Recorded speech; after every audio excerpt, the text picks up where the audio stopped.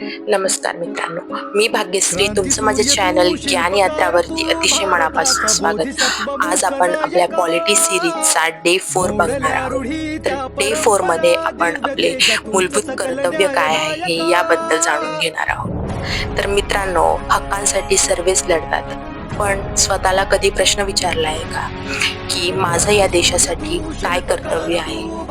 हक्क आणि कर्तव्य ही लोकशाहीच्या दोन चाकासारखी आहे. एक जरी बंद पडला ना तरी देश पुढे जाऊ शकणार नाही. तर मित्रांनो, 1976 मध्ये एक घटना दुरुस्ती झाली होती, 42वी घटना दुरुस्ती, जी की आपल्या पंतप्रधान इंदिरा गांधी यांनी केली होती. तर या घटना दुरुस्तीनेच मूलभूत कर्तव्य हे राज्यघटनेला जोडली गेली होती. तर मित्रांनो, आपल्या घटनेमध्ये एकूण 11 मूलभूत कर्तव्य आहेत आणि ही कर्तव्य वाचणं जेवढं सोपं आहे तेवढंच त्याचं आपल्याकडून पालन झालं तरच आपण खरे देशभक्त.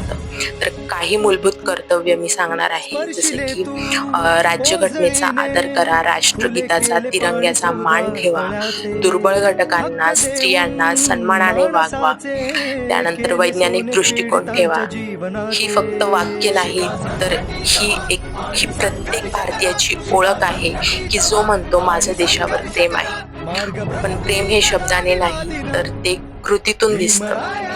तू जर कचरा रस्त्यावर टाकत नसेल, मुलींचा आदर करत असशील, त्यानंतर एखाद्या गरीबाला मदतीचा हात देत असशील, तर तू तिरंगाचा मान राखतोस. तर एकच सांगते की हक्क मागा पण कर्तव्य विसरू नका, कारण हक्काने देश उभा राहतो तर कर्तव्याने देश हा टिकून राहतो. तर मित्रांनो, व्हिडिओ आवडला असेल तर लाईक करा, कमेंट्स करा, शेअर करा आणि माझ्या चॅनलला सबस्क्राईब करा. जय हिंद, जय महाराष्ट्र.